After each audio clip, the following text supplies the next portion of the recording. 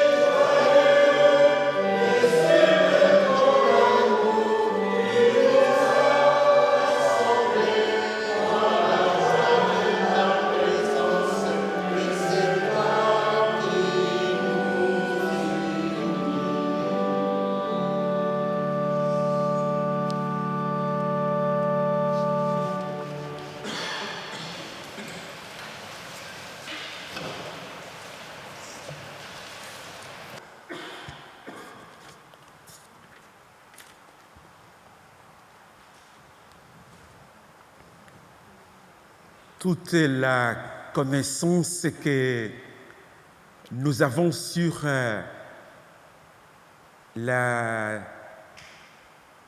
les erreurs humaines devrait nous faire désirer le salut de Dieu.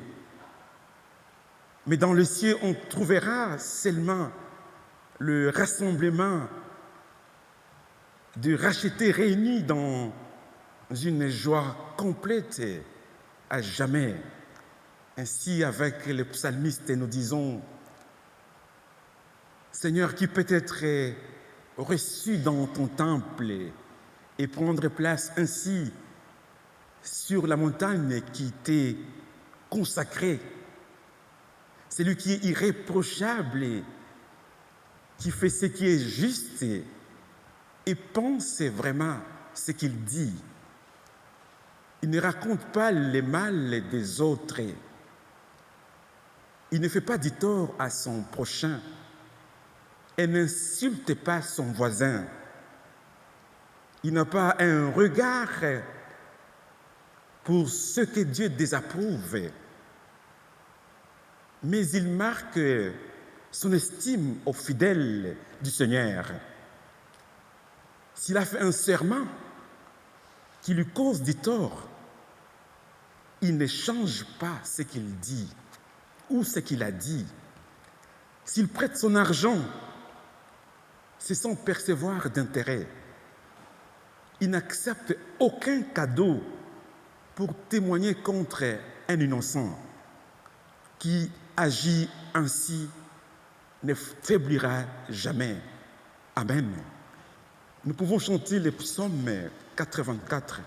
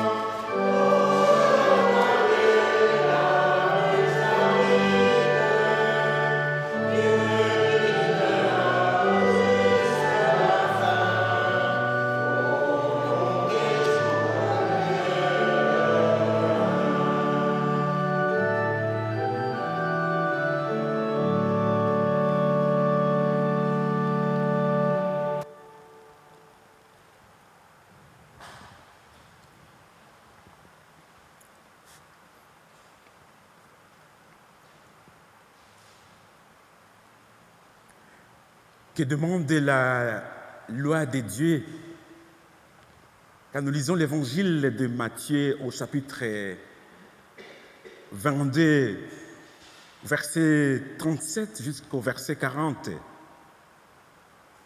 Une obéissance parfaite, personnelle et perpétuelle. La loi de Dieu nous demande de l'aimer de tout notre cœur, de toute notre âme, de tout notre esprit et de toute notre force, et d'aimer notre prochain comme nous-mêmes.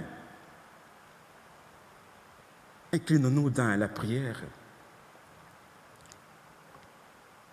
Seigneur, tu nous demandes de t'aimer de tout notre cœur, de toute notre pensée, de toute notre âme, de toute notre force, comme premier fondement de la vie chrétienne. Seigneur, tu veux que nous puissions faire de toi nos délices, que nous cherchions et trouvions toute notre joie en toi. Tu veux que nous écoutions et mettions en pratique ta parole. Tu veux que nous te cédions notre âme tout entière, afin que tu puisses y régner sans rival du plus profond de notre cœur et que nous puissions alors nous exclamer: nous t'aimons, ô Éternel, notre force. Éternel, tu es notre roc, notre libérateur, notre Dieu, où nous nous réfugions. Seigneur, que ton esprit puisse ainsi nous convaincre du mal que nous pratiquions, afin que nous estimons, alors que nous estimons être sages, bons et dignes de confiance. Seigneur, écoute et prends pitié de nous. Amen. Nous pouvons chanter les cantiques 526.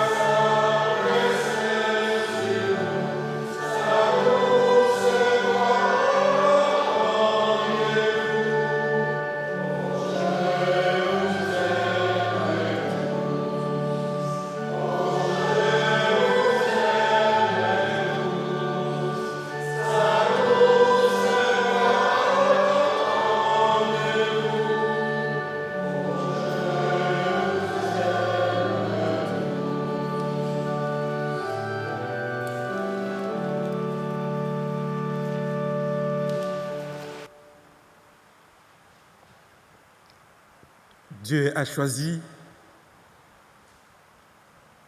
de se réconcilier avec nous.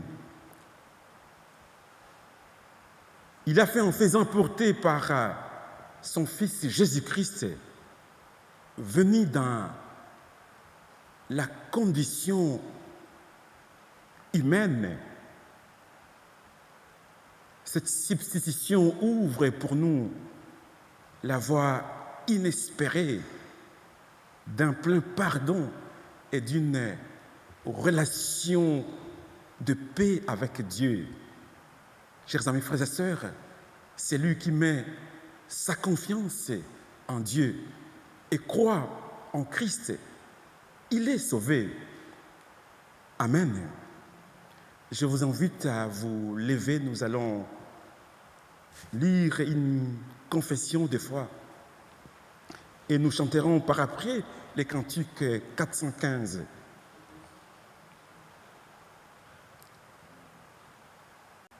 Nous croyons en Dieu qui est amour. Il a donné la terre à tous les êtres humains. Nous croyons en Jésus-Christ. Il est venu nous guérir et nous libérer de toute forme d'oppression. Nous croyons en l'Esprit de Dieu. Il est l'œuvre en tous celles et toutes celles et ceux qui se tournent vers la vérité. Nous croyons en la communauté des croyants appelés à accueillir, être au service de tous et écouter la parole de Dieu ici et maintenant. Nous croyons en la promesse de Dieu de détruire les pouvoirs du péché et de la mort. Il fait toutes choses nouvelles pour qu'advienne son règne de paix et de justice et d'amour. Amen.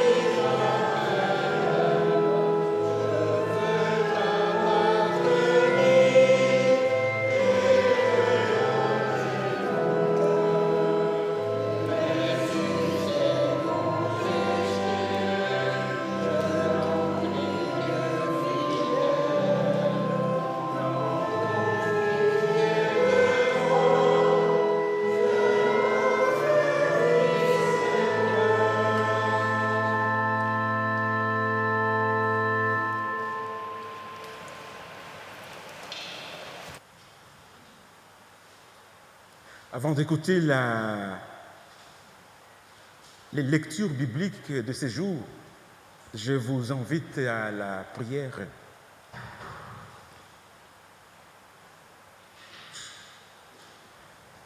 Seigneur Jésus, tu réveilles nos cœurs et ranimes nos forces.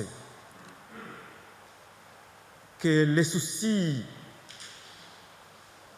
présents ne puissent pas entraver notre marche à ta rencontre, mais que ton esprit éveille en nous l'intelligence du cœur qui nous prépare à accueillir ta parole.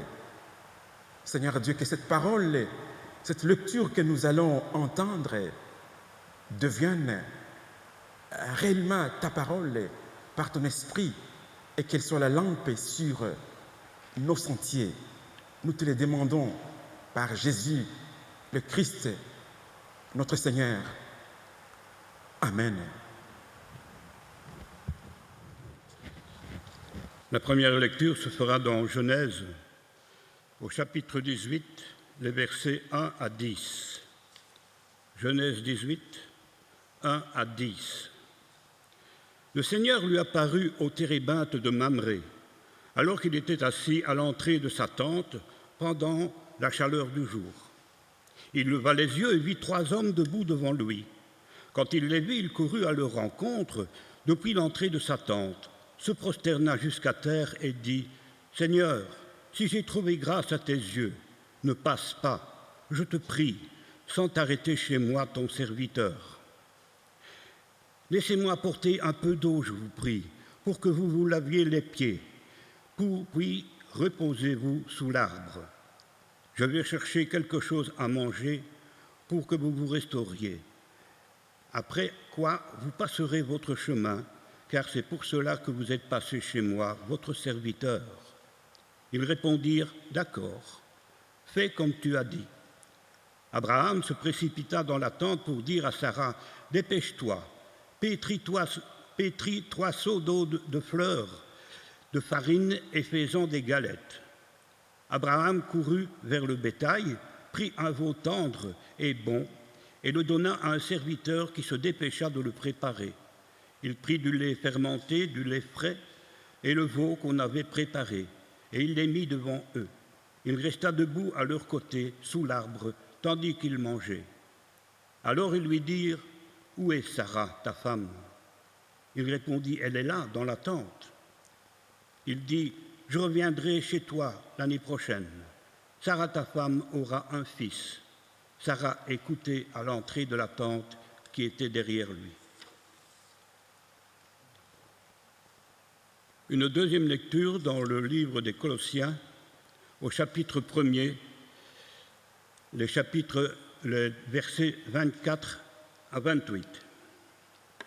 « Je me réjouis maintenant dans mes souffrances pour vous, et je supplée ce qui manque aux détresses du Christ dans ma chair pour mon corps qui est l'Église. C'est d'elle que moi je suis devenu ministre, selon l'intendance de Dieu qui m'a été accordée pour vous, afin d'accomplir la parole de Dieu. Ce mystère qui a été caché de tout temps et à toutes les générations, mais qui s'est maintenant manifesté à ses saints, à qui Dieu a voulu faire connaître quelle est parmi les non-juifs la glorieuse richesse de ce mystère, le Christ en vous, l'espérance de la gloire. C'est lui que nous annonçons en avertissant tout être humain et en instruisant tout être humain en toute sagesse, afin de porter pour être humain à son accomplissement dans le Christ. » Dans l'évangile de Luc, au chapitre 10, les versets 38 à 42. Pendant qu'ils étaient en route, il entra dans un village et une femme nommée Marthe le reçut. Sa sœur, appelée Marie, s'était assise aux pieds du Seigneur et écoutait sa parole. Marthe, qui s'affairait à beaucoup de tâches, survint et dit, « Seigneur, tu ne te soucies pas de ce que ma sœur me laisse faire de travail toute seule? Dis-lui donc de m'aider. » Le Seigneur lui répondit, « Marthe, Marthe, tu t'inquiètes et tu t'agites pour beaucoup de choses. Une seule est nécessaire. Marie a choisi la bonne part. Elle ne lui sera pas retirée. » Parole du Seigneur. Écoutez la méditation, je vous propose de chanter les cantiques 239. Si vous ne l'avez pas, vous pouvez retrouver ça dans le recueil Alléluia, le 2207.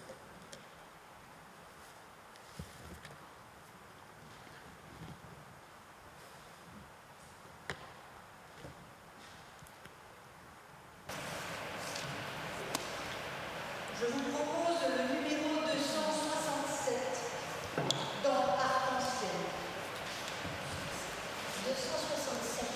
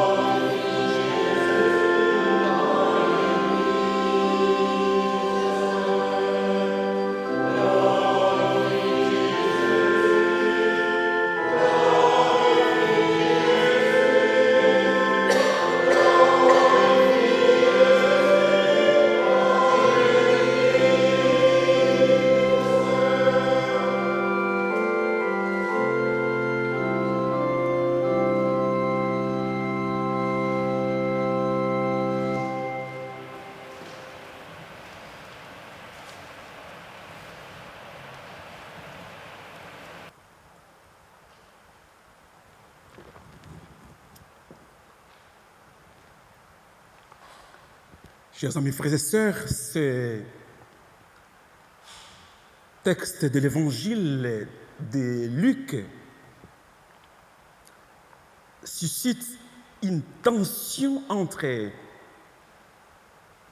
dans l'accueil que ces deux sœurs, Marthe et Marie, offrent à Jésus. Je vous suggère donc d'aborder cette histoire sous deux angles différents. Le premier est celui de Marthe, qui est clairement contrariée par le manque d'aide de Marie pour offrir un repas à Jésus. Cette histoire n'est pas éloignée de ce que nous vivons dans les familles ou dans la communauté. Nous pouvons alors comprendre le ton de sa remarque à Jésus. Seigneur, cela ne te fait rien que ma sœur m'ait laissée seule pour servir. La façon dont la question est posée montre clairement que Marthe s'attend à une réponse positive. Elle espère que Jésus viendra à son secours. Marthe accomplit une tâche louable, mais elle est préoccupée par ce que fait l'autre. Être préoccupée par ce que font les autres. Jésus ne la critique pas pour ce qu'elle fait, mais pour le fait qu'elle se préoccupe de l'activité de Marie. Du point de vue de Marie, on voit une personne, quelqu'un qui est prêt à s'asseoir aux pieds de Jésus et à communier avec lui en tant que disciple. Il y a quelque chose de tranquille dans ce que Marie fait. L'exemple que Jésus met en avant est celui d'une personne qui ne dit pas un mot. Marie, une femme dévouée, assise à ses pieds. Son témoignage silencieux fait forte impression et pourrait représenter un bon choix. Par ailleurs, la réponse émouvante du Seigneur à Marthe, nous pouvons comprendre qu'il insiste sur quelque chose. Quand nous relisons le verset 41, le Seigneur lui répondit, « Marthe, Marthe, tu t'inquiètes et t'agites pour bien des choses. » Chers amis, frères et sœurs, c'est ici le temps de se rappeler qu'au milieu des inquiétudes et des agitations de la vie, nous avons besoin de faire une pause pour réfléchir un instant devant le Seigneur. Littéralement, s'inquiéter en grec, c'est mérimnao. Et dans la particule méris, c'est l'idée, on sous-entend une idée qui s'oppose à l'entièreté, qui s'oppose à ce qui est complet. Il s'agit d'un déchirement, d'une division interne, d'un état d'anxiété, un état où la volonté n'est pas complète. Et dès lors que la volonté n'est pas complète, alors elle est fragmentée et on ne peut pas accomplir un acte cohérent ou complet.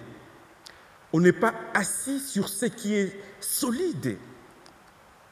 Nous sommes conscients et témoins de la souffrance de nos contemporains. C'est mal-être qui en ce qui concerne l'intériorité. Il y a beaucoup de termes qui désignent ces souffrances. Aujourd'hui, la dépression, les burn-out, les fourmillements, il y en a beaucoup, des phobies, de peurs, il y en a beaucoup. L'inquiétude et l'agitation sont source des souffrances.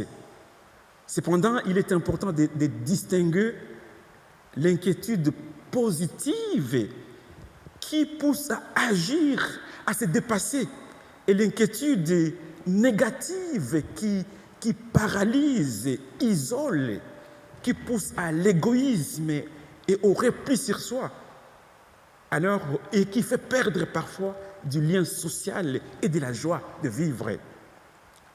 Chers amis, frères et sœurs, il est important, je dirais même qu'il est impérieux que nous puissions saisir ces passages dans tout ce qu'il veut nous enseigner.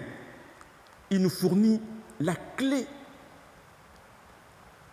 pour le service d'un disciple de Jésus, non pas dans la comparaison de ce qu'est entre les tâches de Marthe et de Marie, mais dans la façon dont Marthe a jugé à tort l'inaction de Marie et s'inquiète trop de ce que fait Marie, s'inquiéter trop de ce que fait l'autre. Alors nous devons nous focaliser sur deux points distincts ce matin. D'abord, on peut voir l'obsession de Marthe à juger les autres alors qu'elle accomplit ce qu'il est appelé à faire. Et on peut voir aussi la sagesse de Marie qui cherche à passer un moment au pied de Jésus. On peut voir que la vie chrétienne repose sur ces deux qualités. Ainsi, Marie, assise au pied de Jésus, représente une personne désireuse d'apprendre de lui, tandis que l'activité de Marthe représente quelqu'un qui le sert. Alors, les disciples de Jésus doivent faire les deux.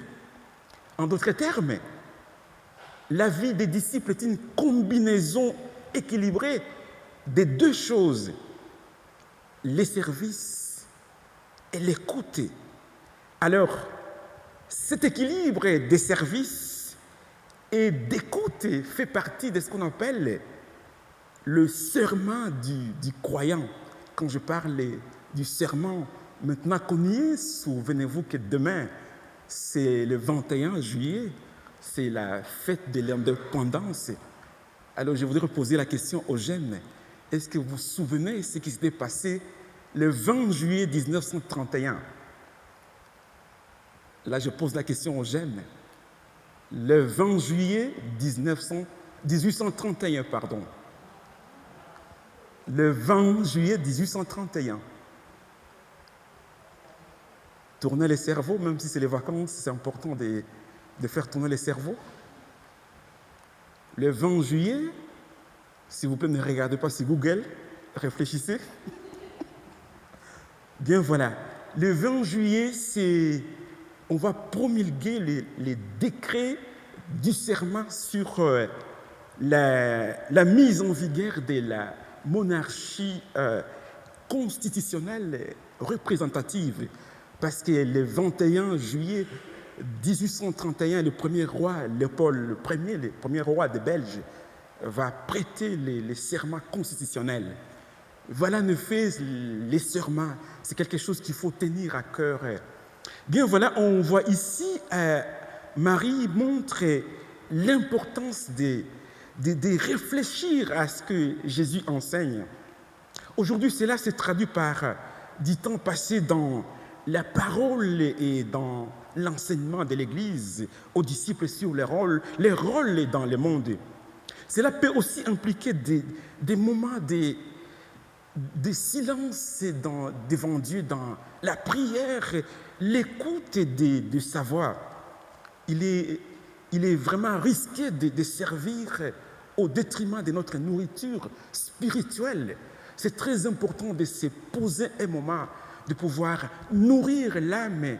C'est très important pour que nous puissions nous objectiver sans avoir des bruits intérieurs, parce que les bruits intérieurs, nous les rémions à chaque instant, et ces bruits intérieurs nous tuent à petit feu.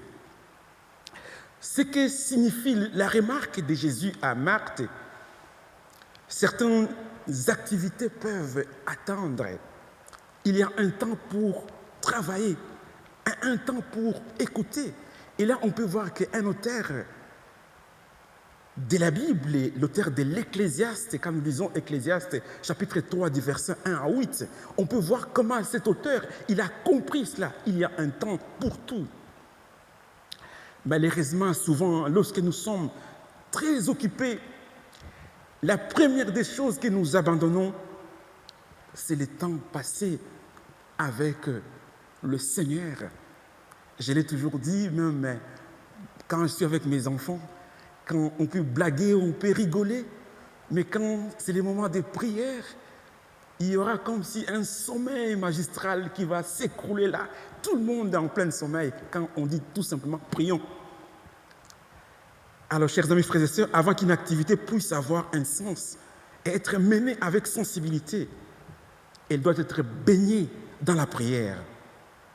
Je pense que beaucoup d'entre nous auraient besoin d'un peu plus de Marie et d'un peu moins de Marthe dans leur vie. Il est important que nous limitions le faire pour que nous nous posions un tout petit peu. Alors je termine en disant, chers amis, frères et sœurs, une partie du problème de Marthe, c'est le fait qu'elle était souciée, elle se souciait trop de ce que faisaient les autres. En demandant à Jésus de se joindre à sa plainte, elle supposait que son évaluation des priorités de Marie était juste. Elle pensait qu'elle était sur le bon chemin. Le refus de Jésus d'approuver sa remarque montre que même si elle accomplissait un travail précieux, elle aurait dû se soucier moins du choix de Marie. Alors on peut comprendre ici qu'une communauté étouffe lorsque toute son énergie est consacrée à évaluer les autres. Ce qui est vraiment crucial pour une communauté efficace, c'est que chaque membre assume sa responsabilité individuelle de sa propre vie et permettre à la communauté de s'exercer à son ministère de manière positive et encourageante envers les uns et les autres. Alors nous pouvons dire que Marthe a franchi cette ligne. Le Seigneur a refusé d'entendre sa plainte. Marie devait peut-être être honorée pour son choix. Alors nous comprenons que pour arriver aux trésors qui sont cachés en Christ, nous ne devons pas opposer Marie et Marthe, mais nous devons les considérer comme une seule personne. Une seule personne, et c'est ça qui consacre la vie du disciple de Jésus-Christ. Être en même temps au service et être à l'écoute, se tenir là, comme on peut le voir dans les textes que nous avions lus, dans le livre de Genèse, au chapitre 18. Abraham, comment Abraham, il a accueilli ces étrangers célestes qu'on peut considérer ainsi. Il les a offerts un repas. Et après, le texte dit, il s'est tenu en leur présence pour être à l'écoute. Et là, nous pouvons comprendre que chaque fois que nous offrons cette possibilité de servir et d'écouter, nous pouvons nous offrir et offrir à quelqu'un d'autre à retrouver l'espoir, la bonne humeur et le courage de vivre. Alors, aidez-nous. Il est important que nous puissions nous aider à mûrir, à nous fortifier pour les combats quotidiens au milieu du désespoir et de la désolation. Nous sommes appelés à avoir cet équilibre. Et en ayant cet équilibre, nous pouvons avancer au lieu d'être agacés par l'inactivité de l'autre, pour enfin se lancer dans des reproches parfois discourtois. Nous devons assumer les deux faces, être en même temps Marthe et Marie. Et là, nous serons en mesure d'avancer et de cheminer en tant que disciples de Christ. Écouter et servir. Amen.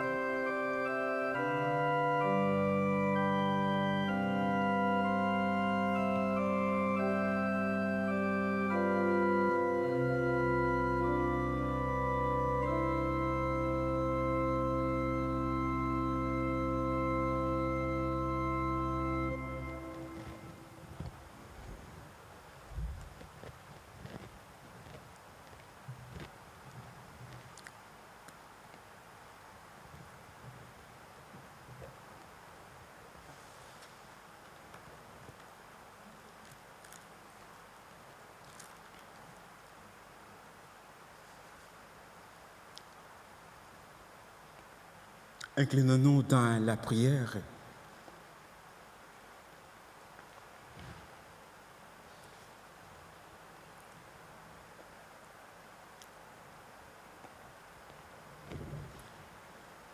Seigneur notre Dieu, tu nous appelles à te rencontrer en toute personne, comme Abraham a accueilli, a servi et s'est tenu là dans le silence pour écouter. Accorde-nous le courage de nous ouvrir aux autres et d'aimer celles et ceux que tu nous confies comme toi tu nous aimes. Seigneur, ce matin, nous voulons nous aligner à cette grâce qui resplendit ce matin pour qu'enfin nous puissions nous associer à celles et ceux qui t'aiment et qui t'adorent en ce moment. Notre pensée, Seigneur, vont vers toutes ces personnes qui vivent dans les bruits du quotidien, toutes ces personnes qui sont presque dans les ténèbres et qui ne savent pas de quoi sera faire leur lendemain. Nous te prions, Seigneur, de nous donner la force et le courage de pouvoir être à côté d'elles, de pouvoir les accompagner et que nous soyons de faiseurs de paix et que nous puissions les ouvrir à une opportunité de paix, de bonheur. Nous te prions, Seigneur, pour nos enfants, nos petits-enfants, qu'il plaise à ta Seigneurie, ô Dieu, de les faire grandir en stature, en sagesse et en intelligence, et que le vent du siècle présent ne puisse pas compromettre leur croissance spirituelle, morale et physique. Seigneur, nous te prions pour que dans les quotidiens de notre monde, nous soyons signes de l'amour que tu nous offres en ton Fils. Nous te prions, Seigneur, pour celles et ceux qui souffrent dans les bombardements, qui sont les femmes et les enfants, qui croupissent au fond là où il n'y a même pas de sécurité.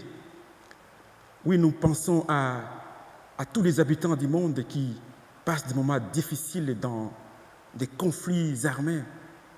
Oh Dieu, suscite des dirigeants capables de pouvoir faire retrouver la paix, la sérénité dans ce monde. Oui, Seigneur, que ta paix, ta grâce nous fasse éloigner de toute inquiétude, de toute agitation, pour qu'enfin nous retrouvions la joie de vivre. Béni sois-tu, toi, qui était et qui vient par Jésus, le Christ, notre Seigneur. Amen.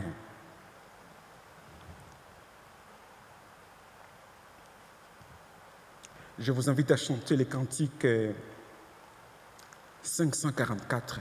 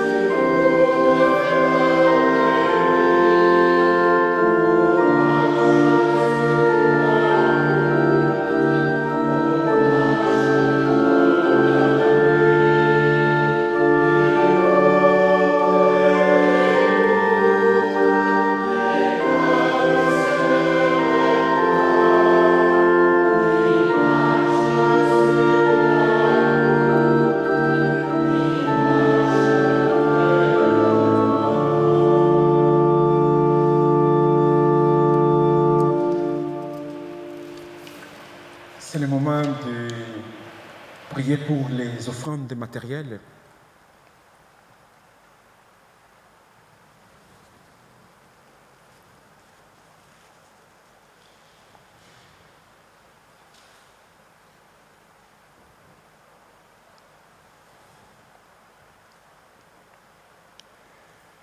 Notre Seigneur, notre Dieu, nous te rendons grâce pour ces offrandes matérielles ainsi que celles de louange et d'adoration. Telle est l'expression de notre amour envers toi et envers notre prochain qui est dans le besoin. Béni sois-tu, toi qui es et qui étais, par Jésus, le Christ, notre Seigneur. Amen.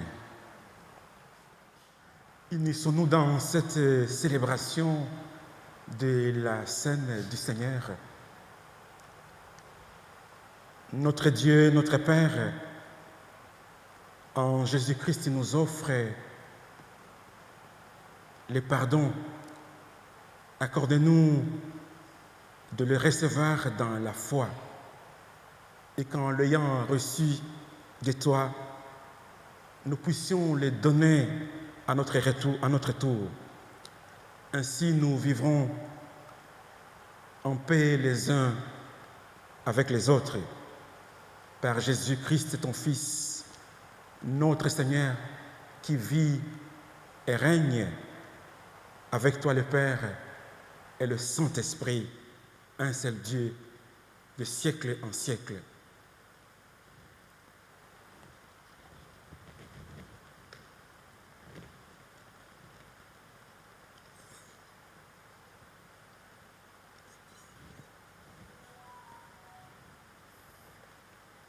Notre joie est de te louer, toujours et en tout lieu, Dieu éternel et tout-puissant, Père de notre Seigneur Jésus-Christ.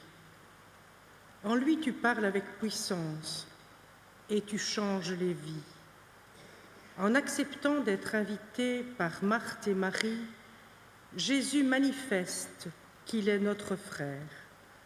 Il a rendu ta parole présente, vivante, et a réduit la distance qui nous séparait avec toi. Il a pardonné aux pécheurs, attentif à chacun. Aujourd'hui encore, il ouvre à tous les portes de la joie. C'est pourquoi, avec les croyants, nous chantons ton amour.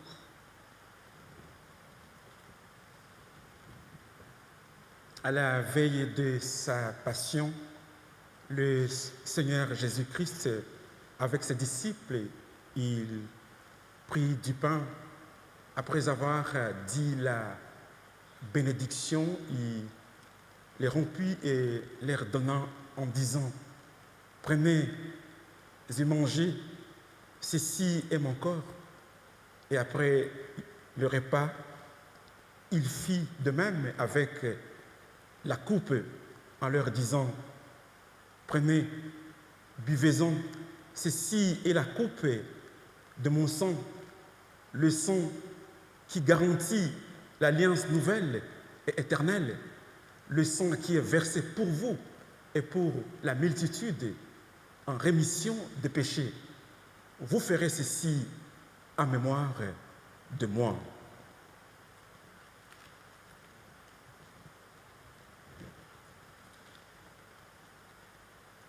Nous souvenons de sa passion, de sa mort, de sa résurrection. Nous te présentons ce pain et cette coupe en te rendant grâce de nous avoir rendus dignes de nous tenir devant toi et de te servir. Envoie sur nous ton Saint-Esprit, qu'il manifeste en ce pain et en ce vin le corps et le sang de ton Christ, pour que ceux qui vont communier soient affermis dans la foi, qu'ils reçoivent le pardon des péchés, qu'ils soient délivrés du mal, remplis de l'Esprit Saint, et qu'ils vivent de la vie de ton Christ, qui est la vie éternelle dans ton amour. Nous te le demandons par Jésus, le Christ, notre Seigneur. Amen. Amen. Et nous poursuivons par le chant 644, les strophes 1 et 3. 643, 4, 1 et 3.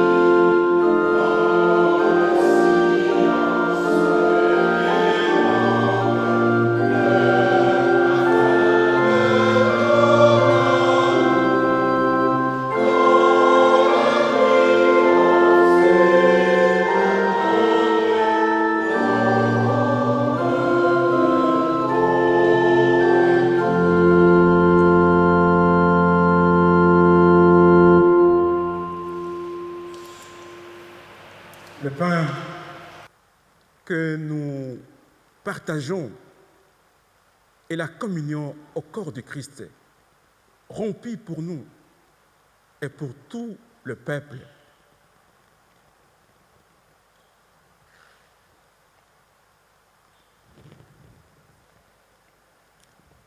La coupe de bénédiction pour laquelle nous rendons grâce est la communion au sang du Christ, le sang versé pour nous et pour tous les peuples en rémission des péchés.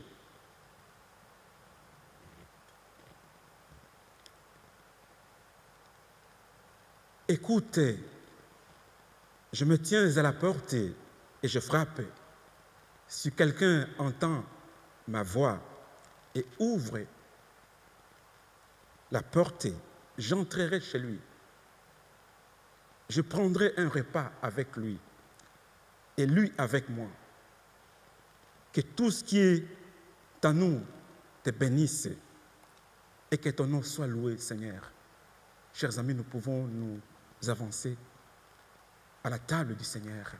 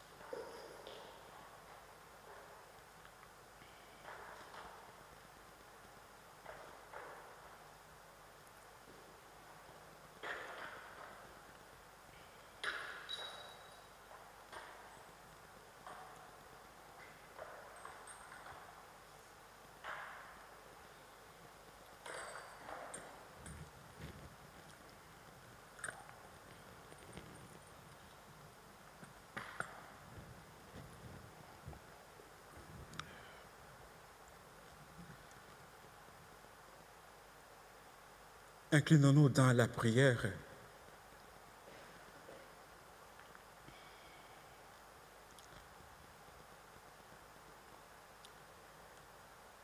Notre Seigneur, notre Dieu, nous te rendons grâce pour cette communion qui nous unit les uns les autres. Nous voici, Seigneur, au cœur de ce dimanche. Nous ne voulons pas passer ce temps comme une pause. Nous voulons, Seigneur, que resplendisse ta présence qui garantit un lendemain nouveau. Ô Dieu, voici celles et ceux qui avancent en âge, qu'il leur soit ouvert un lendemain nouveau dans ta splendeur glorieuse, ô Dieu. Que leur foi ne faiblisse point, mais que l'espérance, Seigneur, puisse renaître. À tous ensemble avec nos fardeaux, qu'il plaise à ta Seigneurie, ô Dieu, de nous décharger sur toi. Tiens-nous, Seigneur, car ton joug est facile. Toi qui es le fort, le puissant, nous les faibles, les malades, les endeuillés, nous qui recherchons le sens, c'est vers toi, Seigneur, que nous nous tournons.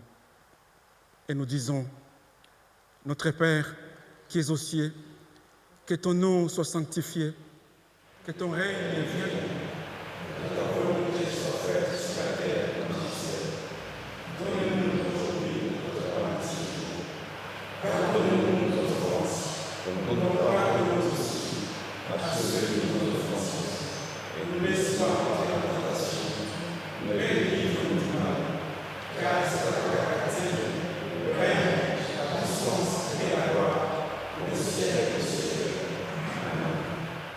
Allons dans la paix du Seigneur. C'est le moment des annonces et on va respecter la tradition. On va commencer par Boussu. Est-ce que vous avez des annonces particulières à faire? Boussu n'a pas d'annonce particulière. Moi, je vais en faire une pour Boussu. C'est que la semaine prochaine... Pierre Fort, il y a une annonce. Le samedi prochain, Romain va se marier. On va célébrer le mariage de Romain qui est avec nous ce matin. Vous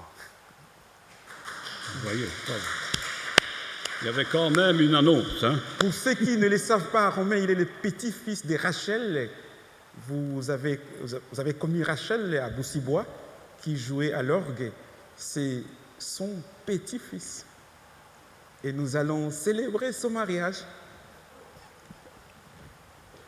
C'est très bien. Bon courage.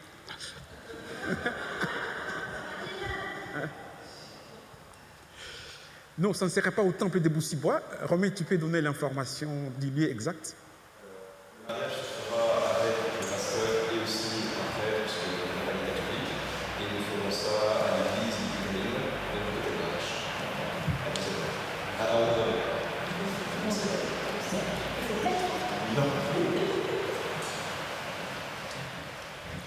Et la semaine prochaine, le 27 juillet, c'est culte à Boussu, pour le pôle 1. Je vous invite, après le culte, à un verre de l'amitié, un apéritif à l'occasion de notre fête nationale. C'est demain, mais on prend un jour d'avance, n'est-ce pas? Toutes et tous. Le deuxième tronc de ce jour, qui est là-bas dans le fond du temple, est destiné au bulletin paroissial, notre bulletin paroissial, le CEP. Quelques dates. La prochaine réunion du conseil d'administration se tiendra le 13 septembre à 14 h. La prochaine réunion de prière, le 1er août à 19 h. Non, c'est changé. Pas de réunion de prière le... Ok, d'accord. On attendra que le pasteur revienne, puisque notre pasteur est en vacances depuis le 15 juillet jusqu'au 15 août. Le 16, il travaille. Alors, quelques annonces pour nous. À Carnion, lors de notre culte de rentrée du 7 septembre, nous aurons un repas campagnard après le culte. Et après ce repas-là, le groupe essentiel sera ici en concert. Pour ça, il y a une fiche d'inscription affichée dans la salle. Ceux qui veulent participer au repas doivent s'inscrire sur une fiche, une liste qui est dans la salle, affichée dans la salle sur nos panneaux. Deuxième annonce, le festival HOP. Qu'est-ce que le festival HOP? C'est une conférence du fils de Billy Graham, je crois qu'il s'appelle Frankie, il me semble. Hein. C'est ça, hein, qui est responsable principal de l'association Billy Graham aux États-Unis. Et cette conférence ou journée, je ne sais pas exactement comment ça va se dérouler, sera suivie d'un concert de louanges. Ça se tiendra donc au Ezel le 27 septembre 2005. Et vous pouvez aussi vous inscrire. 2025, oui, c'est plus tard, oui. Oui, madame. Simplement pour les amis, on peut s'inscrire pour avoir bénéficié d'un cas jusque-là. Oui, on peut s'inscrire. Comme ça, nous bénéficierions d'un car qui viendrait ici nous chercher, mais il faut au moins 10 personnes inscrites pour que le car s'arrête. Sinon, il passe tout le long. Et il faut aller au train ou en voiture. Alors, dernière annonce. Pour le rassemblement régional du district de Hainaut occidental, qui se déroulera le 27 et le 28 septembre au lac de Genneval. C'est tout près de lac de Genneval. Hein. Le samedi est davantage réservé aux jeunes. Bien sûr, celui qui veut participer aussi avec les jeunes est libre d'y aller aussi, n'est-ce pas les parents? Et le dimanche, c'est beaucoup plus classique, je ne vais pas dire que c'est pour les vieux, mais enfin, c'est un peu ça. C'est beaucoup plus classique, mais il y a, après une commémoration, après un culte matinal, il y a diverses activités et pôles d'activités. Là aussi, il faut s'inscrire et vous trouverez dans le fond du temple ceci. Vous pouvez vous inscrire, c'est à remettre à Martine Marlier, c'est marqué dessus. Avant le 15 août, c'est exactement. Voilà. Je crois que je n'ai plus rien à dire. Personne? Vous avez bien tout noté?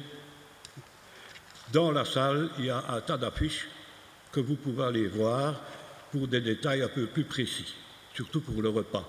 Le menu y est. Je vous propose de vous lever pour la bénédiction.